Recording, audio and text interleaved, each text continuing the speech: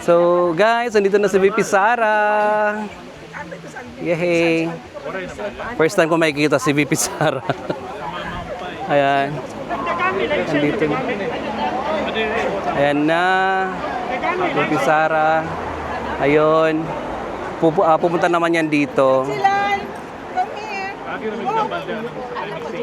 Ayan. Ito na si VP.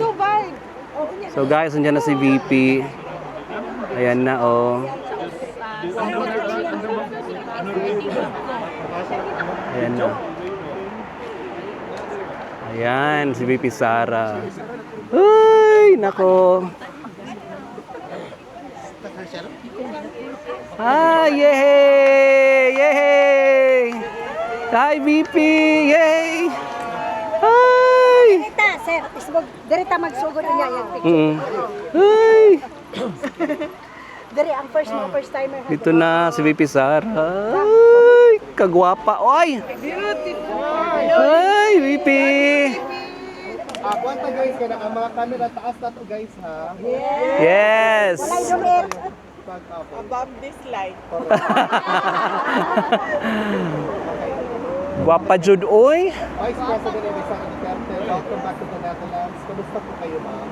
Thank you for the welcome, and I welcome as well our mga kababayan na galing sa iba't ibang bansa na nandito sa Netherlands.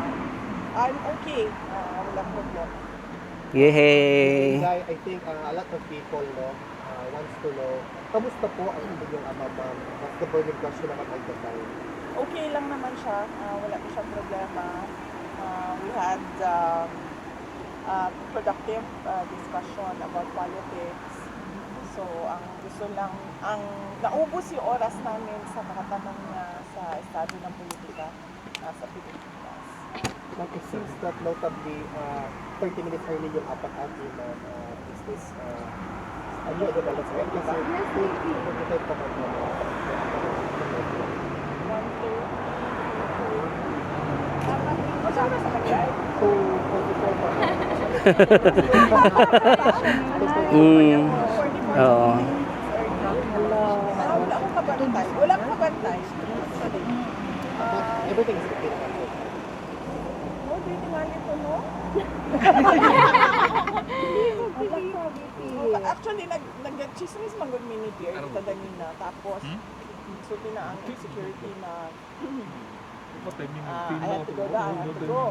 And then PRD requested 5 minutes extension para lang Sinday VP. But said no, not Hinday, today. sir. But on any other day, yes. So I was thinking maybe, I don't know. I do not know. Kasi na siya lain na schedule pa. Deep Inday, yung recently concluded mo na meet and greet sa London, nakita ng buong mundo na solid talagang suporta sa iyo ng taong bayan. That's basically the trust and confidence of overseas Filipino workers just for London alone. How do you feel ma'am seeing that particular trend? Well, heartwarming at nakakaiyak dahil karamihan sa kanila kapag face-to-face na, ang una talaga nilang tanong is kamusta na si Tatay Digong. At kung hindi man yan, ang sinasabi ay ipaabot mo yung aming pagmamahal at pagdarasal kay Tatay Digong. So, karamihan talaga doon yung kanilang pangungulila kay President Duterte. Deep Inday, in as far as a positive development is concerned, yung results sa dalawang survey Pulse Asia and SWS, talagang nakikita na yung trust and confidence and your ability to lead, in as far as being the Vice President of the Republic of the Philippines is concerned, has resonated to the millions of Filipinos. So how do you feel, ma'am, na steadfast, steady, strong pa din ang suporta sa iyo ng mga Pilipino in comparison to what is alleged by some? On that point, I am truly blessed. No? Favored ako ng Diyos sa ganyan na bagay.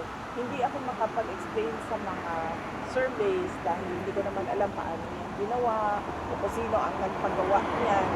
Pero lagi lang talaga ang sinasabi ko kapag mayroong survey na lumalabas, nagpapasalamat ako sa patuloy na pagtitiwala ng ating mga kababayan sa akin, sa aking mga kasamahan sa OPP, at syempre sa aming opisina.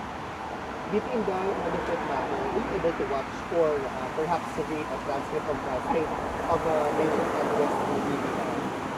Si Alvin and Tourism. Hindi ako nanood ng SONA like last year, and wala akong planong basahin ang nilalaman ng SONA o kahit naman lang summary dahil I truly believe it is a waste of time of the Filipino people.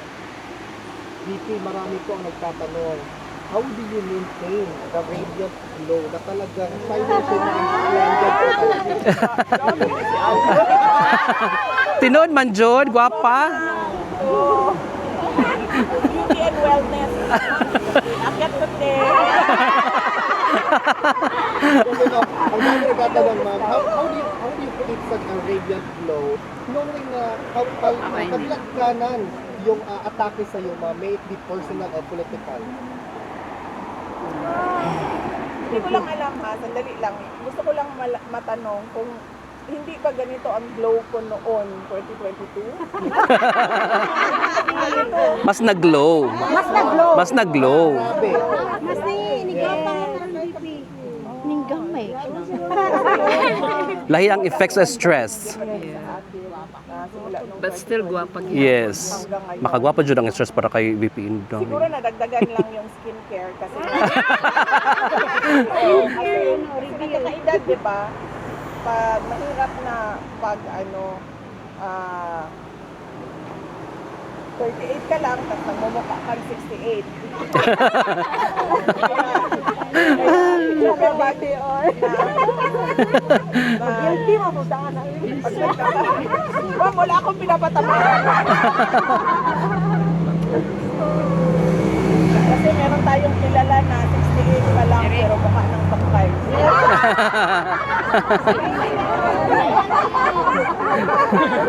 So wala naman nagbago sa akin, ma'am, simula noong 2022, in fact before 2022. Pareho lang yun. Yun lang na meron na akong awareness ngayon sa aging ng mukha, kaya meron ng mga meron ng mga yung sinusulat ng dermatologist na skincare.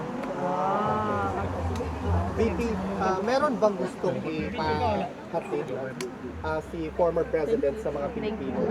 Alam niyo naman talaga, ma'am, we have been doing this for more than a year, but strong and steady pa din. In fact, ma'am, on Wednesday, we actually have a gathering prepared to echo the voice of Filipinos from all over the world. Yes, oo. Meron tayong rally sa Wednesday, July 29 sa harap ng ICC. And this is Free Duterte Now rally. And we will talk about the injustice that was done to President Rodrigo Duterte. Pinaalam ko ito kay President Duterte at sinabi ko sa kanya na I do not think this will help your case since from previous rallies napapansin namin na kinukuha ng ICC yung mga sinasabi natin at ginagawa nilang basihan sa kanilang mga desisyon. And then he said na bakit pa kayo mag-rally? What for? Sabi ko, para lang malabas namin yung galit namin. At marinig ng buong mundo yung galit ng mga Pilipino sa ginawa sa iyo. And then sabi niya, okay, bahala kayo kung yan ang gusto niyo. But I warned him that it will not help his case and he said na, okay, kung ano yung gusto niyo. Ano yun, ma'am, as our hope, the torchbearer for the light na makikita namin sa 2028, the future president of the Republic of the Philippines. What's your message to your supporters, ma'am, na talagang lalaban hanggang sa dulo para sa bayan? On that note, din, I am truly blessed kasi simula nung 2016 hanggang 2019, midterm elections ng presidency ni PRRD. Noong 2022, 2025, pinakita din yon ng mga tao yung kanilang suporta sa midterm elections. Hanggang ngayon, nandyan pa rin yung pagtitiwala at suporta ng ating mga kababayan. In fact, hindi lang yung kanilang suporta, hindi lang siya na parang, oh, gusto ko siya, sinusuportahan ko siya. Marami sa ating mga kababayan, yung nagdarasal talaga gabi-gabi para we pray for Inday Sara, we pray for the Duterte family, we pray for President Duterte. At hindi ko alam kung saan nanggagaling yung ganyan kalakas na pagtitiwala at paniniwala ng ating mga kababayan. Pero kami, tulad ko, ako, tuloy-tuloy lang talaga ako sa trabaho ko. Kung ano yung mandate ng Office of the Vice President, apart from being the Vice President, apart from the Vice President being a constitutional successor, kung ano yung mga merong budget na mga programs and projects sa loob ng aming opisina, yun lang din at yun ang ginagawa namin. VP Inday, on behalf of the Filipino all over the world, asahan niyo pang suporta namin sa 2028. Yes! Thank you. Dapat tayo maging mapagmatyan, dapat tayo makialam dahil Correct. ko na nga noon, 'di ba? We do not know if we still have a country by 2028. And at the rate that this dictatorship is going, we do not even know if there will be elections on 2028. Oh. Kaya, yes ma'am, unang-una, dasal. Tapos pangalawa, kailangan talaga tayo makilahok, makialam, umuna sa ginagawa ng ating Maraming salamat. Question po. Ma'am, question. Last year SONA po ni PBBM, nabanggit po niya yung mahiya naman kayo. And then according to him, ma'am, he's the one na nag-expose about sa corruption, especially po sa flood control scheme.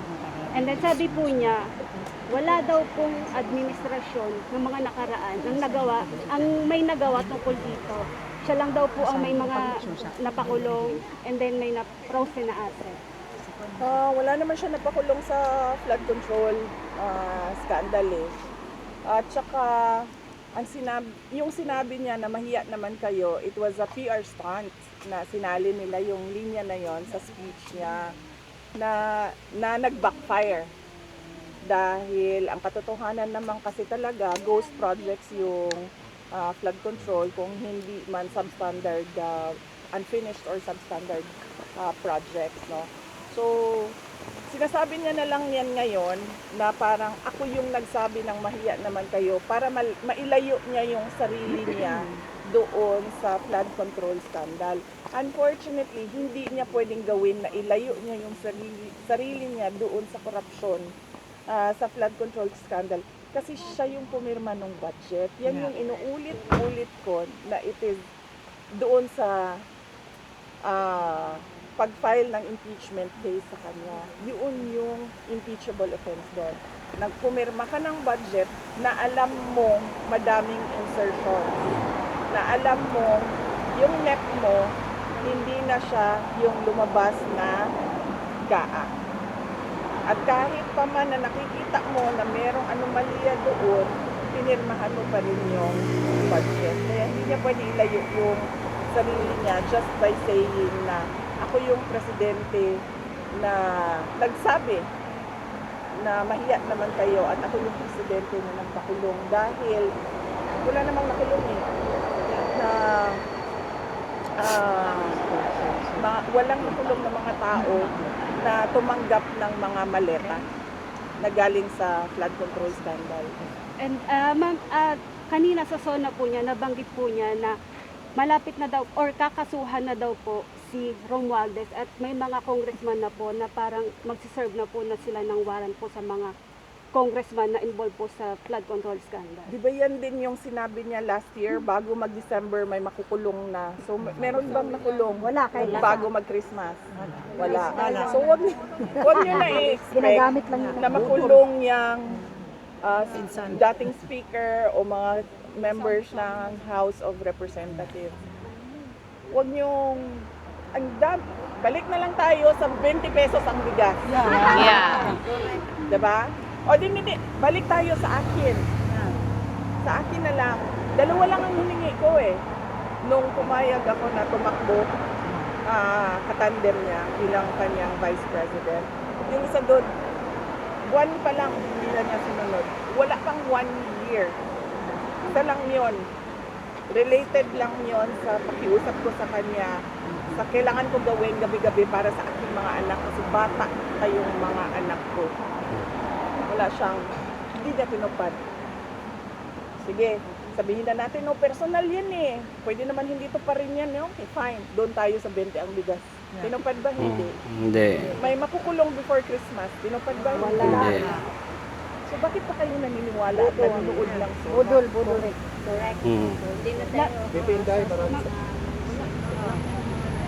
VP Inday, maraming salamat po. Thank you. Picture na to.